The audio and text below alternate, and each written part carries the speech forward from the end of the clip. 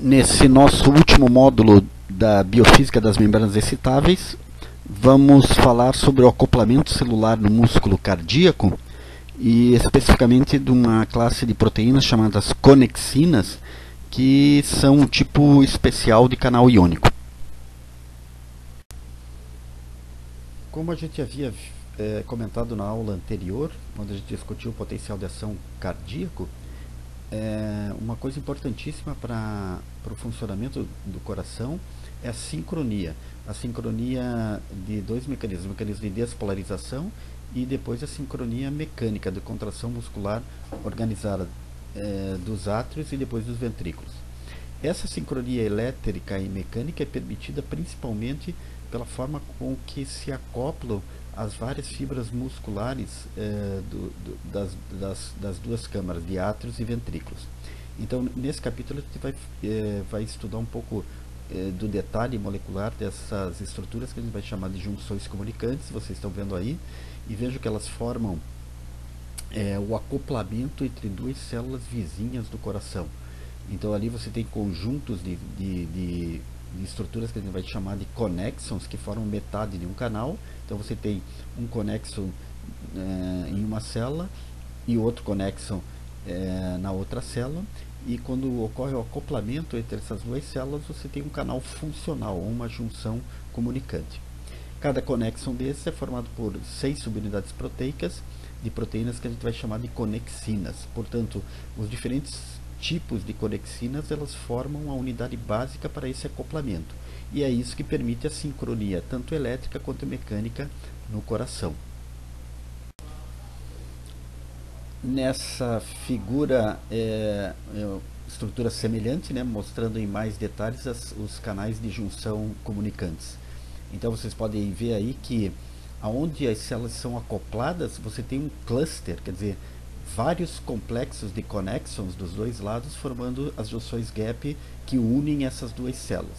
Vejam que onde tem esses clusters, a distância é muito pequena ali, cerca de 3,5 nanômetros de distância. Então, portanto, essas células do coração, e também, como a gente vai ver depois, de outros tecidos, elas ficam muito unidas, e aí se abrem esses canais por onde podem passar íons, mas também pequenas moléculas, moléculas de baixo peso molecular. Essa já é uma diferença dos canais iônicos, como a gente já estudou até aqui, porque o poro aberto entre essas conexinas aí, ele é um poro maior. Então ele pode, além das células trocarem sinalização elétrica, elas podem trocar sinalização química.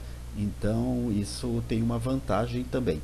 À direita, vocês podem, aqui mostra em maior detalhe a estrutura molecular dessas conexinas. Então, cada subunidade das 12, é um tipo de conexina, e cada metade do canal, como já tinha falado, forma um conexo, e a estrutura total é a junção gap ou a junção comunicante. E aqui a gente pode ver ainda mais detalhes moleculares, mostrando a transição de um acoplamento e de um desacoplamento. Então, depois a gente vai ver que vários fatores podem promover o acoplamento, isso é quando os dois conexos estão conectados e abrem o canal, e o desacoplamento. Isso está sob a influência de vários fatores, do microambiente das células. Então é um módulo, é uma forma de modulação importante.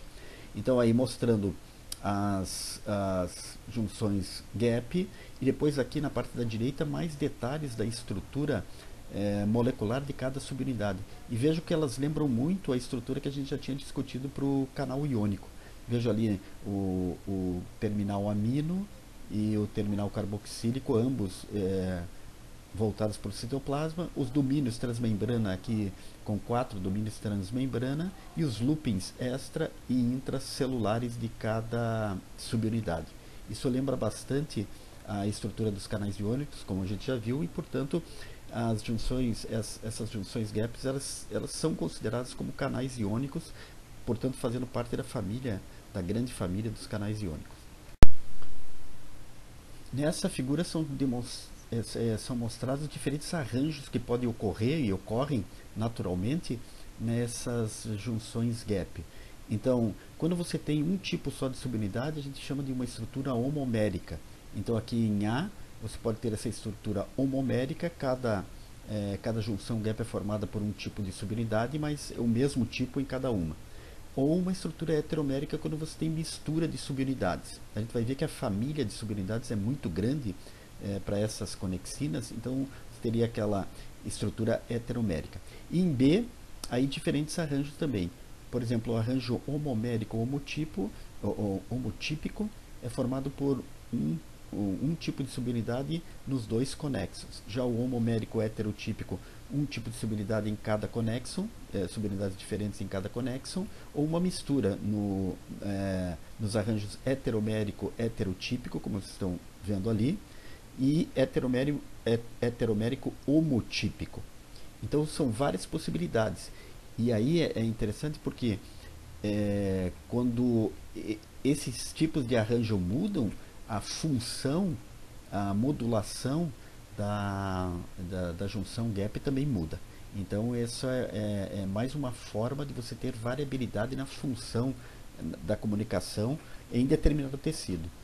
Como já falei anteriormente, essas estruturas elas não são exclusivas do músculo cardíaco, são importantíssimas para o coração, mas são encontradas em outros tecidos, como fígado, sistema nervoso, como a gente vai ver. E aqui nesse slide o pedigree da família das conexinas. Pedigree significa o parentesco entre os diferentes tipos de conexinas. Normalmente o nome das conexinas é dado pelo peso molecular delas. Então, essa figura aqui não está muito clara, mas vocês podem ver ali conexina 32, é um subtipo, ou conexina 27, e por aí vai. E nessa árvore genealógica você distribui elas de acordo com a similaridade que elas têm.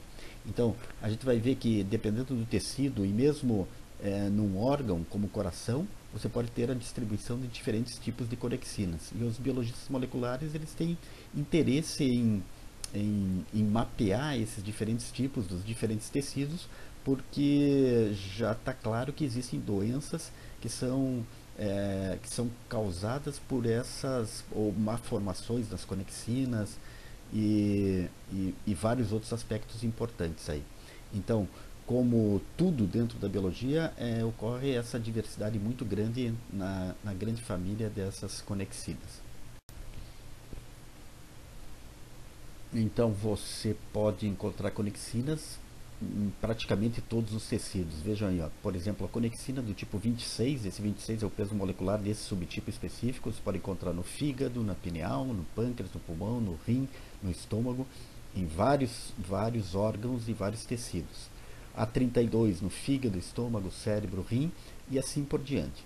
Então veja, a diversidade é grande e os locais, os órgãos e os tecidos onde você pode encontrar são bastante variados. É claro que em cada tecido ela vai ter uma função específica. Aqui nesse capítulo a gente está chamando mais atenção para o coração, para explicar justamente essa sincronicidade do acoplamento elétrico e mecânico que é fundamental para o funcionamento do coração.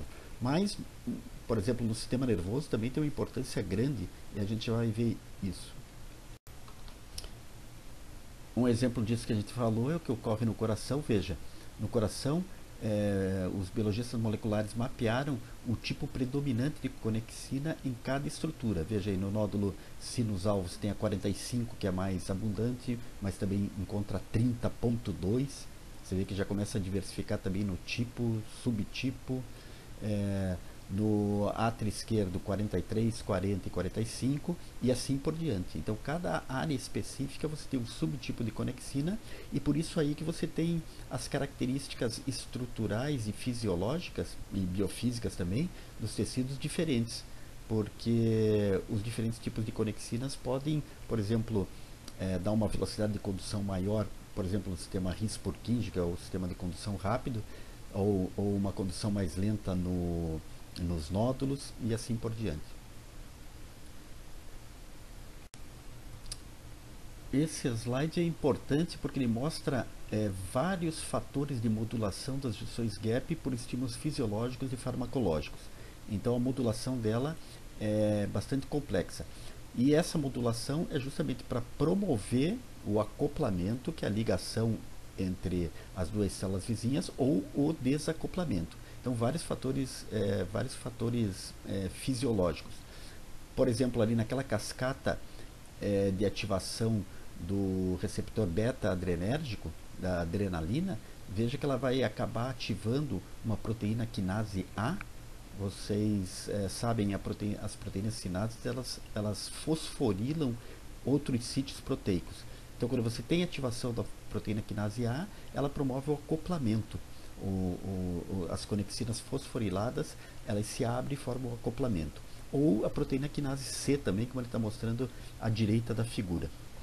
E entre os fatores principais, dentre vários que promovem o desacoplamento, já tem a proteína quinase G. E veja que cada quinase dessa é ativada por um tipo de receptor. Aqui no caso da G, é o receptor da acetilcolina, o receptor muscarínico da acetilcolina.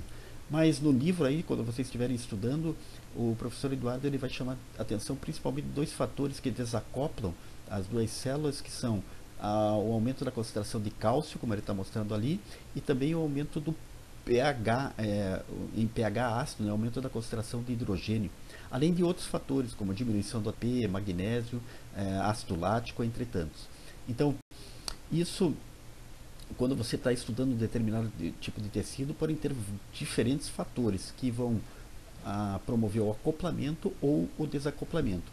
E é claro que em estados patológicos também, onde você tem o aumento de várias substâncias, essas substâncias intracelulares, aí, por exemplo, você pode promover o desacoplamento, que poderia gerar, por exemplo, no coração, uma arritmia cardíaca. Vejam aqui tem uma listinha de possíveis problemas. Então, a relação entre as conexinas e as doenças cardiovasculares. Então, à esquerda você tem a função das junções gap, elas têm diferentes funções.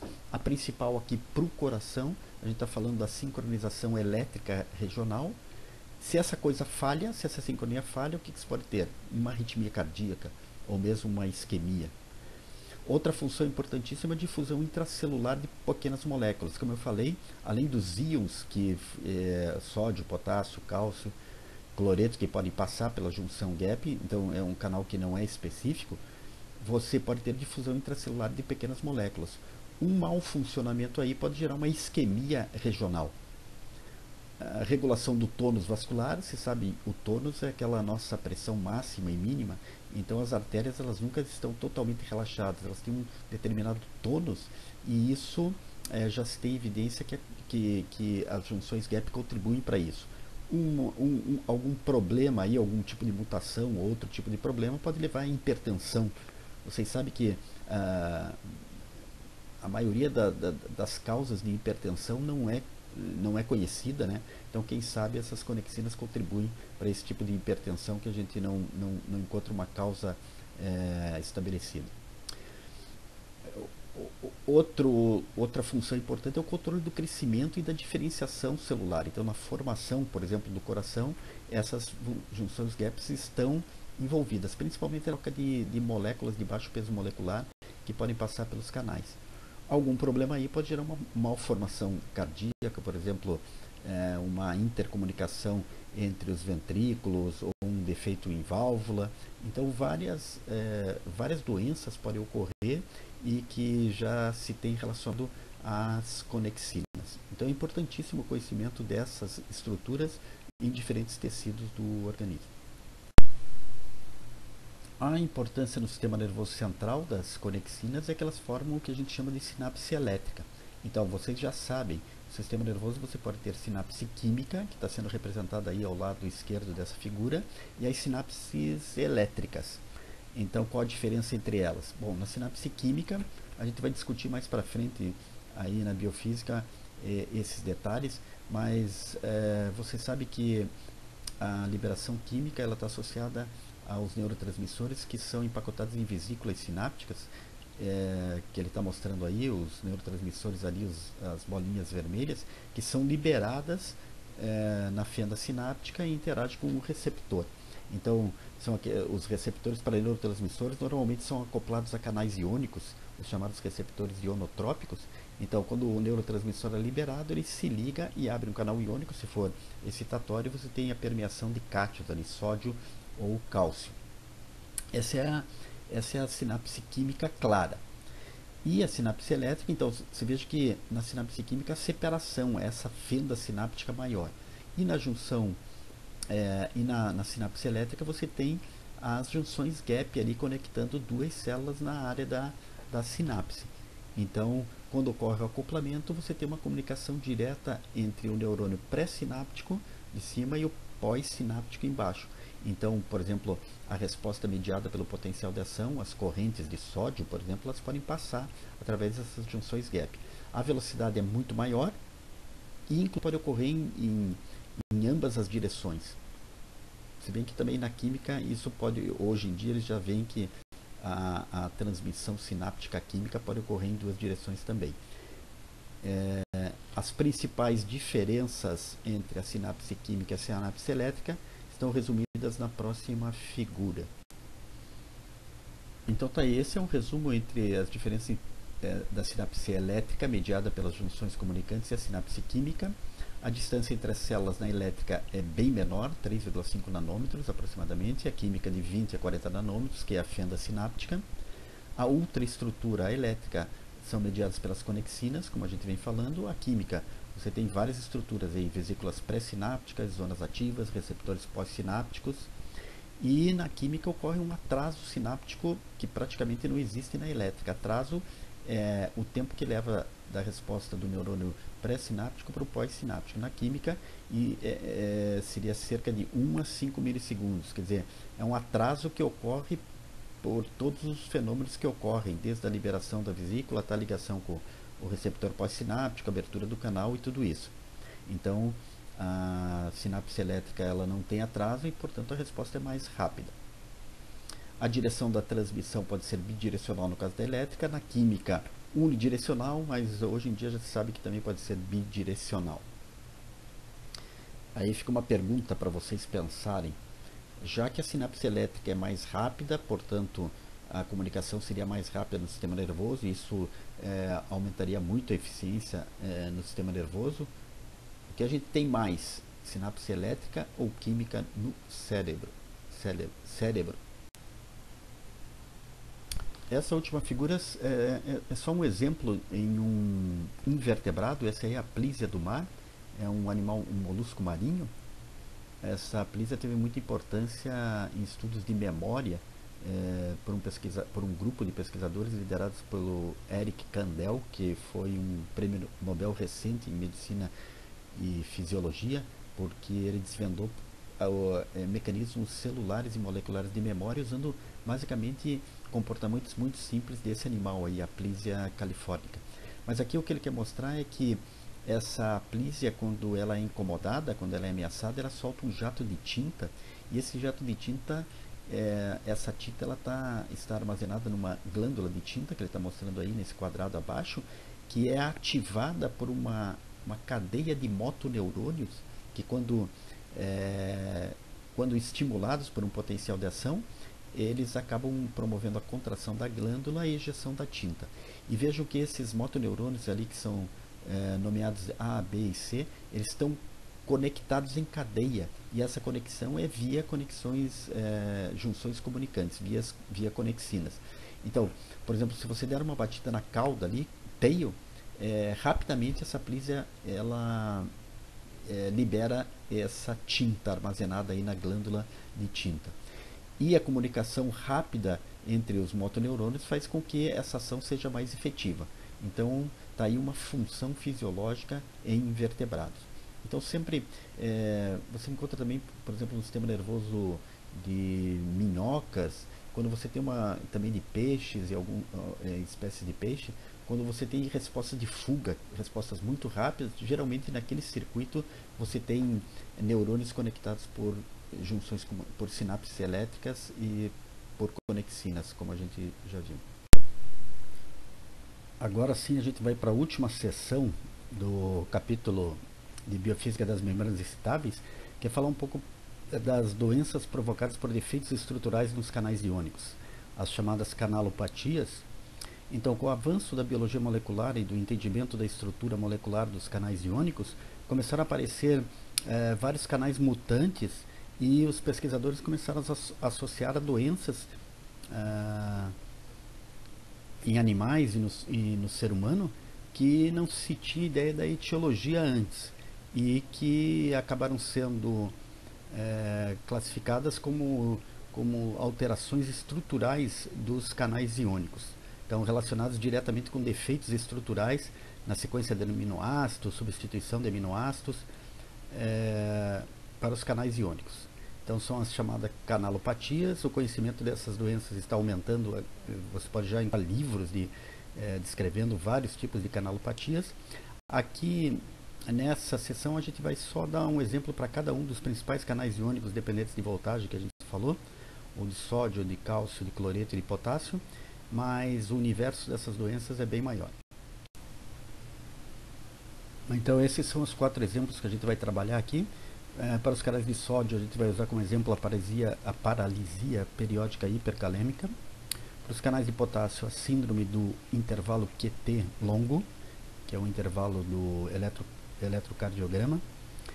Para os canais de cloreto, a fibrose cística como exemplo, e para os canais de cálcio, a hipertermia maligna.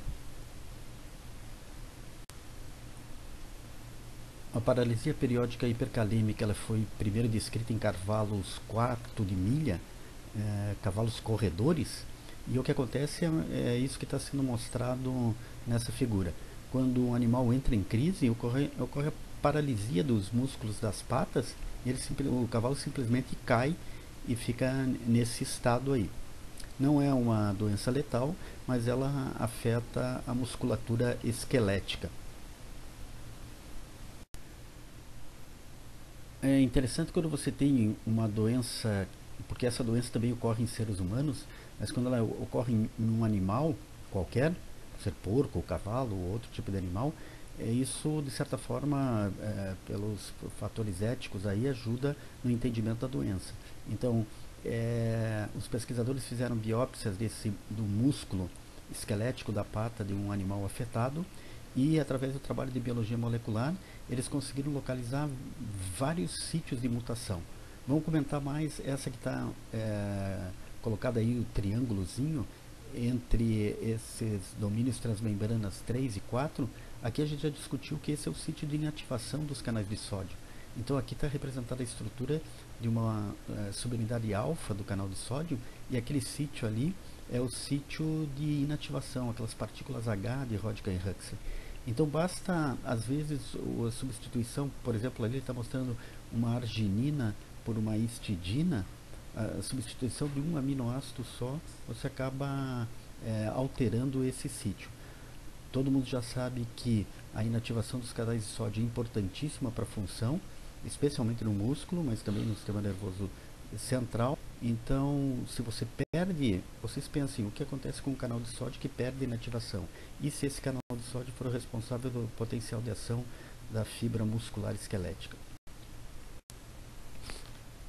E para entender do ponto de vista biofísico o que está acontecendo com esse canal que perdeu a partícula de inativação, ou que é uma partícula de inativação agora mutante, a gente usa a técnica de Pet Clamp. Lembra? A técnica de Pet Clamp serve para estudar a função dos canais iônicos. Aqui nesse caso, a gente está vendo a modalidade de correntes unitárias em cima, e embaixo o somatório dessas correntes é a corrente macroscópica. Vejam aqui, no meio ali dos dois registros, você tem impulso despolarizante que vai abrir canal de sódio. Então você tem uma amostra, você está com um canalzinho mutante ali, que foi extraído a membrana de um músculo de um cavalo afetado por essa doença. Na esquerda você tem o músculo normal, na direita o músculo afetado. Então veja, à esquerda em A, quando você dá um estímulo despolarizante, você abre os canais de sódio. Vejam, as correntezinhas unitárias elas se concentram à esquerda da figura. Isso é no início do estímulo. E se você faz o somatório daquelas atividades ali, você encontra uma corrente macroscópica, e mostrada na parte de baixo à esquerda da figura, que é uma corrente de sódio rápida, como a gente conhece. Uma corrente que é ativada rapidamente e que depois é inativada pelo movimento pelo fechamento dos portões de inativação.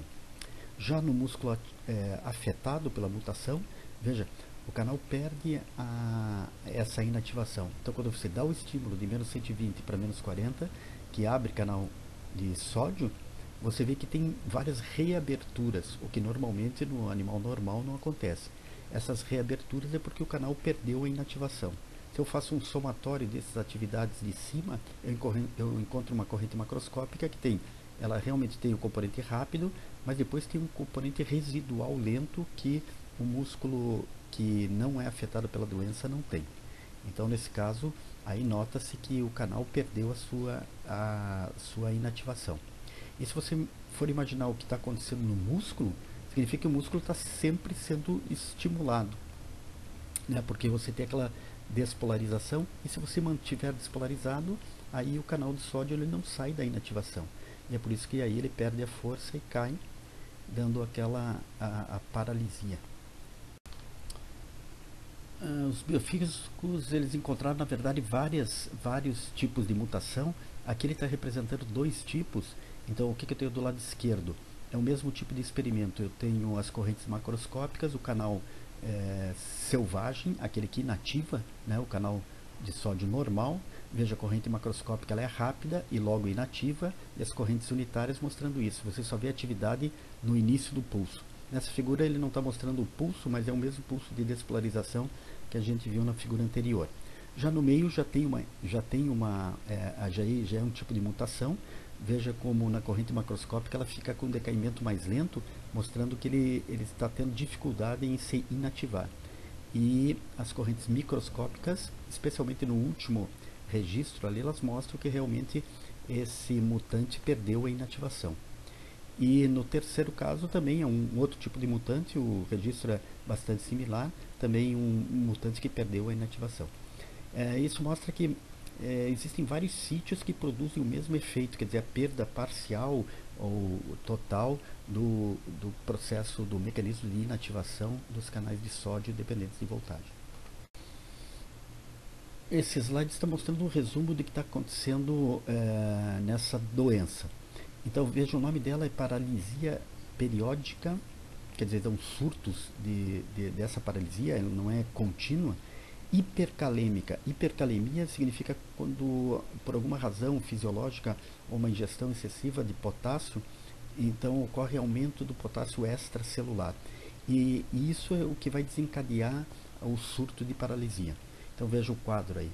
Se você tiver uma ingestão alta de potássio, um exercício seguido de repouso, as concentrações extracelulares aumentam, pode ser um pequeno aumento. A gente já sabe que aumento da concentração extracelular de potássio ocasiona despolarização do potencial de membrana, lá pensando na equação de Nernst. Isso ocasiona a abertura dos canais de sódio normais, mas se esse animal tiver os canais de sódio mutantes, ele também é ativado aí. Então, ativa o modo ativado e o modo não ativado. Então, ocorre entrada persistente de sódio por esses canais que não inativam, e aí a despolarização do potencial do potencial de membrana aumenta e fica sustentada. Aí você pode ter duas saídas: saída de potássio com essa despolarização aumentada, porque o potencial de ação, quando ele repolariza, ele faz sair potássio, aumento da concentração extracelular de potássio outra vez. Isso aqui fica um ciclo vicioso aqui. E também, paralelamente, você tem mais inativação dos canais de sódio, porque a célula se mantém despolarizada, e com isso a perda de excitabilidade e esse ataque paralítico. Então essa é a sequência dos eventos moleculares que explicam a paralisia periódica hipercalêmica, que é causada por essa mutação, por essa alteração do portão de inativação das partículas H de Hodgkin-Huxley. Para exemplificar uma mutação no canal de potássio, vamos usar essa doença chamada de síndrome do intervalo QT prolongado. Bom, esse intervalo QT é um intervalo do eletrocardiograma. Esse é um capítulo que a gente vai ver depois de terminar a biofísica das membranas estáveis. Mas basicamente o ECG, como vocês olham na figura de cima, o eletrocardiograma normal, ele é uma sequência de 3 ondas. Uma onda P, que é menorzinha ali, depois vem um complexo QRS, que é a onda maior, e depois uma onda T. Esses 3 componentes, eles representam em sequência a despolarização dos átrios, depois a despolarização dos ventrículos e a última onda, a onda T, repolarização dos ventrículos. Então, depois, como a sequência, o coração ele bate, não para nunca de bater, então sempre depois de uma sequência dessas, logo vem a outra, numa frequência cardíaca que depende de pessoa para pessoa, mais ou menos 70 batimentos por minuto em adultos normais, sem doenças cardíacas. O intervalo QT, ele indica, é um intervalo de tempo que indica o início da despolarização ventricular até o final da repolarização ventricular. Na verdade, ele representa o tempo total da sístole ventricular. Então, depois da onda T, que é uma onda de repolarização, aí o coração entra em diástole. Esse é um intervalo importante para a função cardíaca. E o que acontece nessa síndrome do QT prolongado é que esse intervalo ele é aumentado, como vocês podem ver na figura de baixo.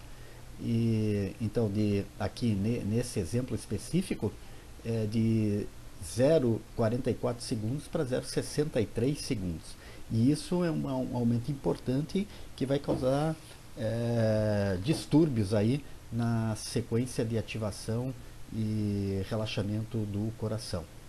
E como o relaxamento tem a ver com essa onda T, que é uma onda de repolarização, e a gente já sabe que quem causa a repolarização tanto no nervo quanto no coração, que é aquela fase 3 do potencial de ação cardíaco, são os canais de potássio. Então o que ocorre aí é que os canais de potássio eles se abrem muito tardiamente. Então eles demoram para abrir e então o intervalo QT ele fica prolongado, ele fica deslocado. Imagine, se a repolarização ela demora muito e como o nódulo sinusal a frequência é sempre a mesma, então acontece que acaba ficando uma sequência, um batimento acaba interrompendo com a outra. A atividade elétrica de um batimento acaba interferindo com a outra e isso altera muito a função cardíaca. Então basta ter um defeito num canal de potássio que é responsável pela repolarização para você ter o ciclo cardíaco desestruturado. Então esse é um exemplo típico e é uma das causas da morte súbita, né? Que às vezes a gente vê, por exemplo, em atletas. Para o canal de cálcio, o exemplo que a gente vai usar é a hipertermia maligna, também é uma doença rara, mas que acontece, né? E também não tem cura. Essa hipertermia maligna ela afeta o músculo cardíaco em especial, e especialmente o receptor da rianodina, que a gente vai explicar agora. Isso aí a gente já mencionou quando estava falando de potencial de ação cardíaco. Então o cálcio, ali vocês estão vendo, aqui é um corte de uma fibra muscular cardíaca, e vocês estão vendo os túbulos T que se invaginam para dentro do citoplasma da célula. E vejam ali em pequenininho em vermelho, você tem um potencial de ação que está se propagando através da membrana, passando pelos túbulos T, e aí ele vai se conectar com esse receptor de rianodina através de uma outra proteína que vocês estão vendo ali em azul. E o receptor de rianodina, na verdade, ele é um canal de cálcio. E é um canal de cálcio do tipo canal ativado por ligante químico, cujo ligante químico é o próprio cálcio. Então o que acontece aí?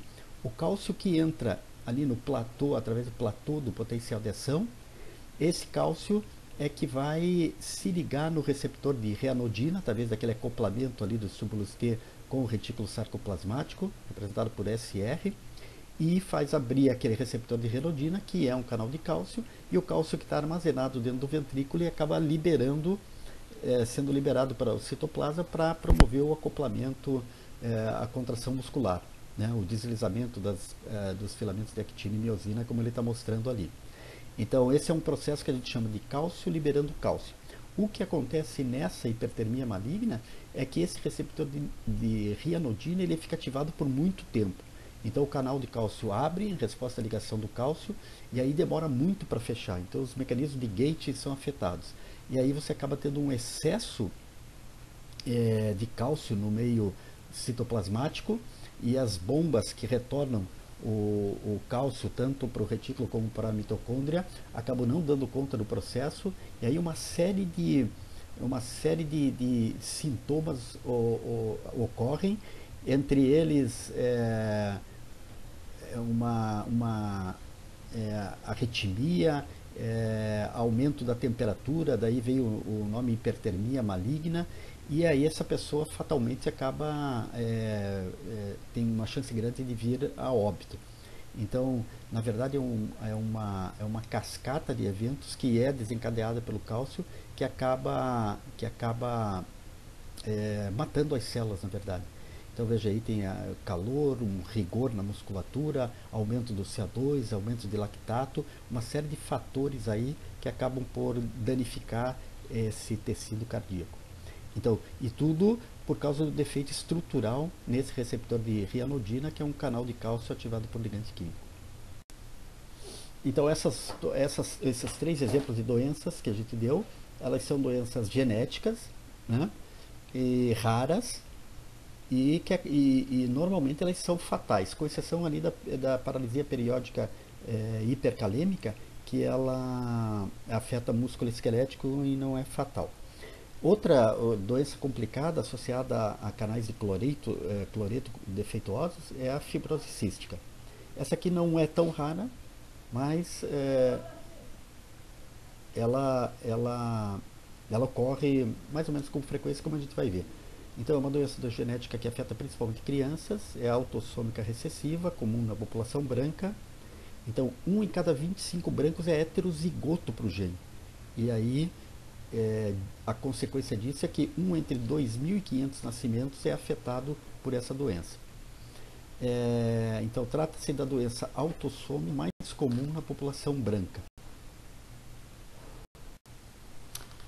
A fibrose cística normalmente não afeta o tecido nervoso, então ela é mais comum em epitérios, né?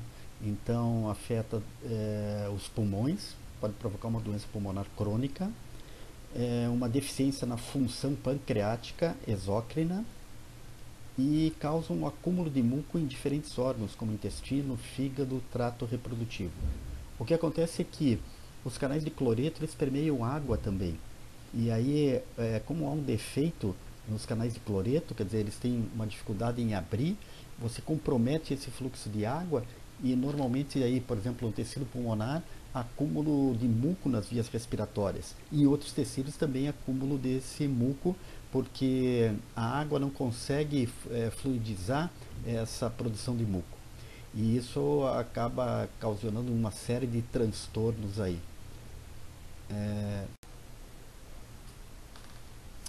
Então, resultado do transporte anormal de eletrólitos, aí no caso cloreto, causado pelo mau funcionamento desses canais em células epiteliais. O gene foi identificado no cromossoma 7 e codifica uma proteína aí de 1480 aminoácidos chamada regulador de condutância transmembrana da fibrose cística, que seria esse canal de cloreto, canal de cloreto mutante. Esses canais de cloreto eles são proteínas complexas com vários sítios alostéricos e alguns sítios que ligam o ATP intracelular. Então, eles normalmente estão presentes em células epiteliais e a secreção de ânions cloreto pelas células secretoras de muco controla paralelamente a secreção de fluidos e, consequentemente, a viscosidade do muco produzido. O mau funcionamento do canal faz com que um muco bastante viscoso seja liberado pelas glândulas exócrinas e isso atrapalha muito no funcionamento aí dessas glândulas. Nesse slide são mostrados alguns possíveis sítios de mutação que podem afetar esse canal de cloreto. Então o canal de cloreto representado aí em cima, você pode ter mutações de aminoácidos no poro condutor, por onde passam os íons, e aí você ter problema nessa condução. a gente sabe que, dependendo do tipo de canal, aí no caso é o canal de cloreto, então a parede é formada por aminoácidos carregados com carga líquida positiva. Então, se houver mutação aí, você já pode ter problema na permeação. Ou em sítios moduladores, como ele está mostrando ali, ali é um sítio modulador, o ATP modula a função do canal. A gente já viu que, por exemplo, fosforilação dos canais alteram sua função e outros ligantes, né, os antagonistas ou os agonistas, podem modular a função desse canal. E esse canal especificamente tem um sítio para ATP. Se houver uma mutação ali, o ATP tem dificuldade em se ligar e o canal já não opera de maneira normal. Ou ainda podem ser mutações antes da formação completa da proteína, no, no, ah, no estágio de processamento, antes de passar pelo complexo de Golgi, e também na produção da proteína, na verdade, algum defeito nas subunidades que compõem esse canal. E isso acaba ocasionando essa doença gravíssima aí, que é a fibrose cística, que até o momento não tem uma cura. Você pode melhorar um pouco com certos medicamentos, mas você não obtém a cura. Então, essa doença, os portadores dessa doença, especialmente crianças, sofrem bastante.